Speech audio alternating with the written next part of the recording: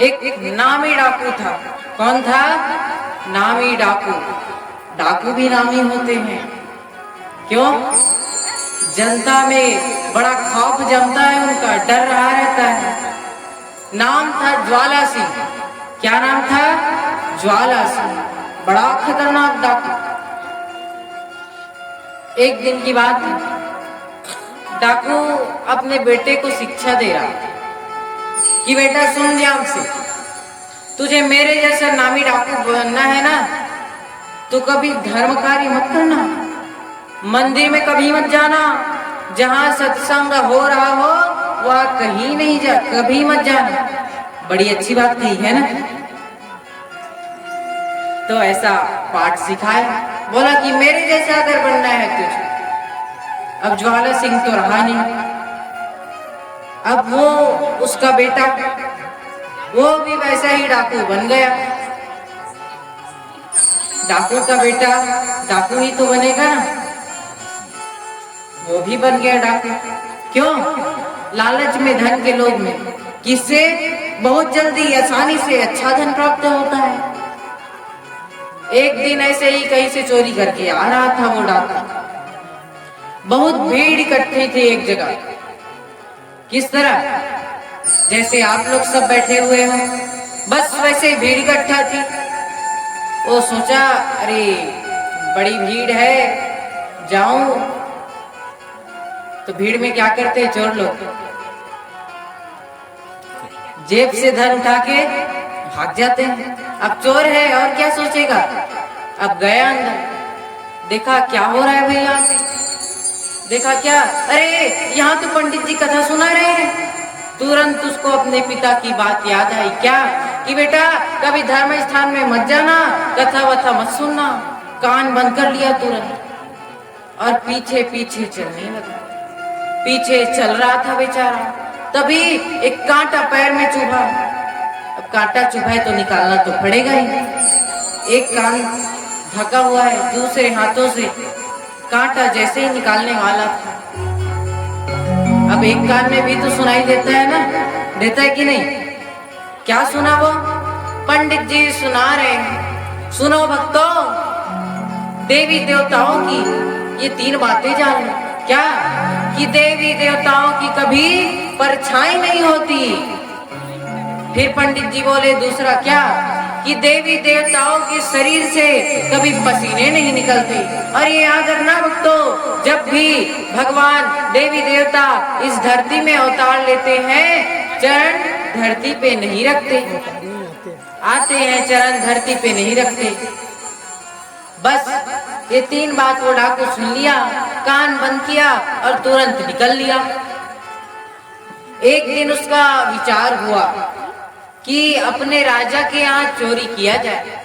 बहुत दिनों हो गए राजा के यहाँ चोरी नहीं किए।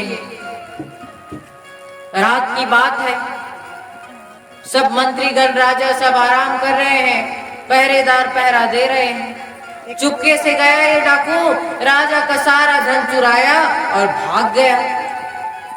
अब पहरेदार जब इधर उधर टहले, देखे अरे राजा का धन दौलत गायब हो गया है। हमारे रहते हुए कोई आया और चोरी करके ले गया। जब राजा जानेगा तो हमें कड़ी से कड़ी सजा देगा, फांसी पे सूली पे चढ़ा देगा। तो हमें ही कुछ करना पड़ेगा। अब पहरेदार सोचने लगे क्या करे क्या करे। सोचते हुए एक पहरेदार बोला, अरे भाई इस राज्य में तो एक नामी डाकू है, क्या वही तो चोरी नहीं कर ले गया? सब लोग सोचे भाई तुम तो सही कहते हो, चोरी वही किया होगा। अब सब लोग सोच रहे हैं डाकू है भाई, ऐसे चले जाएंगे तो काट के दफन कर देगा, कोई जानेगा भी नहीं, करे तो क्या करे। फिर सोचने लगे और एक विचार आया, बोले कि एक काली माई बन जाते हैं और जाते हैं। फिर क्या था, एक पहरेदार बन गया काली माई। क्या? काली माई कैसा वाला? लीला नाटक तो देखी ही होगी, है ना?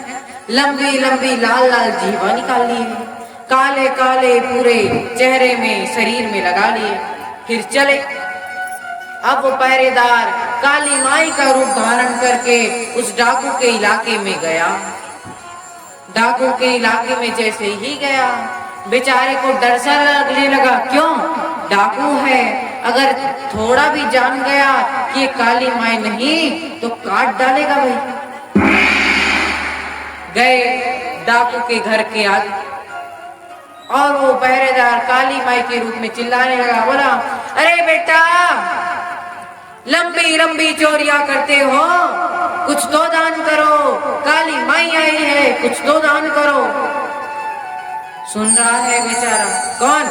डाकू अंदर से डरने लग गया। क्या? अरे काली माई जान तो नहीं गई कि मैंने राजा के यहाँ चोरी की है? बड़ा डर सा गया।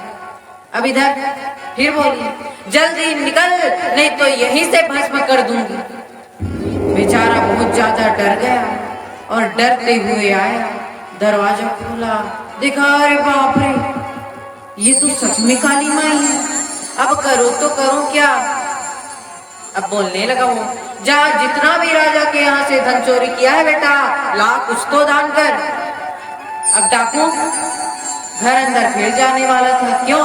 धन लाने के लिए, देने के लिए। तभी पंडित जी की बात याद आई। क्या? कि देवी देवताओं के पैर जमीन में नहीं रहते, धरती में नहीं रहते, देवी देवताओं की परछाई नहीं होती। और तीसरा क्या? देवी देवताओं के शरीर से पसीने नहीं निकलते। अब वो सोचा, भाई थोड़ा मैं भी तो जांच लूं, ये सच में असली देवी काली माई है कि नहीं है। देखने लगा चरणों की ओर, देखा कि पैर तो उनके धरती में ही है। ये तो मिल गया कि पैर तो धरती में नहीं होते, लेकिन इनके पैर तो धरती में हैं। और दूसरा क्या? देवी देवताओं की परछाई नहीं होती। लेकिन वो क्या? रात का अंधेरा है, अंधेरे में और अधिक परछाई दिख रही। वो भी जान गया, अरे भाई इसकी तो परछाई है। फिर तीसरी बात ध्यान दिया, क्या? कि देवी देवताओं के शरीर से पसीने नहीं निकलते। लेकिन वो तो कोई काली माई थोड़ी थी, वो तो बेचारा पहरेदार डाकू के आगे खड़ा है। और खड़ा है तो क्या, बहुत डर रहा है और डर के मारे पसीना पसीना हो गया है।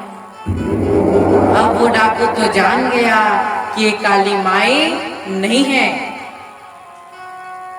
अब जाने पहरेदार लोग कि ये जान के भाग गए वो लोग। लेकिन अब वो डाकू सोचने लगा, क्या कि मैंने कुछ क्षणों के लिए कथा स्थल में ये 3 बातें क्या सुन ली, मुझे आज इतना बड़ा लाभ हुआ। और जो लोग आजीवन जीवन भर कथा सुनते हैं, उन्हें कितना लाभ होता होगा, है ना? कितना ज्ञान मिलता होगा। तो नहीं, मैं गलत मार्ग पे चल रहा था, अब मैं चोरी वोरी नहीं करूंगा। बस उसी दिन से डाकू से एक संत बन गया और प्रभु की भक्ति में लग गया। तो जान लिए कथा से कितना लाभ होता है। पुण्य तो मिलता भी है, खैर छोड़ो जो भी बात है। कहते होंगे पंडित जी लोग, ऐसा मानते होंगे कि पुण्य मिले या ना मिले, लेकिन कथा स्थल में आने से ज्ञान तो मिलता ही। इसीलिए कहते हैं, भाई बुरी संगति में मत जाओ, कथा में मन लगाओ। इसीलिए कहा जाता है क्या, बस आदत बुरी सुधार लो, बस हो गया भजन।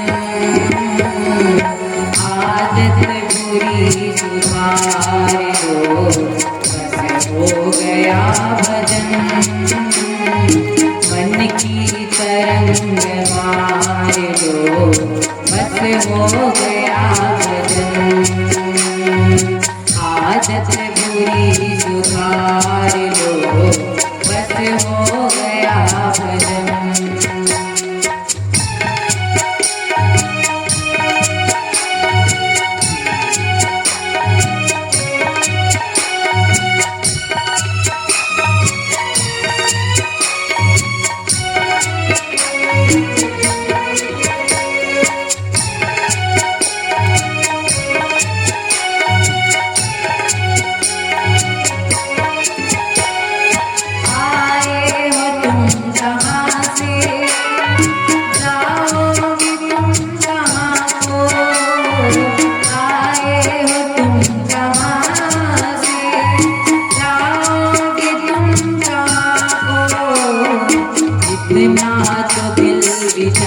सुधार लो, बस हो गया भजन।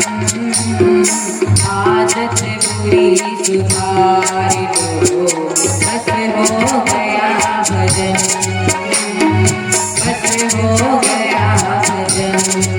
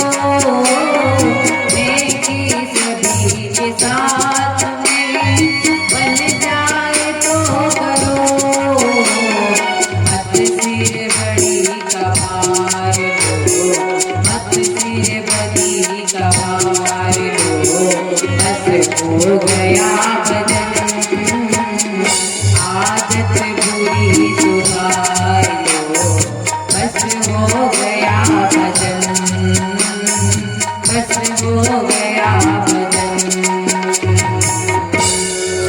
बस हमारे अंदर जितनी भी बुराइयां हैं सब दूर हो जाएगी। बस क्या करो, आदत सुधार लो। क्या करना है तुम? कथा स्थल में आओ, कथा श्रवण करो, धर्म कार्यों में मन लगाओ, मंदिर जाओ। फिर क्या है, जीवन के बनते देर नहीं लगेगी। तो क्या करना है, कथा में आओ, सत्संग में आओ। प्रेम से बोलिए कृष्णचंद्र भगवान की।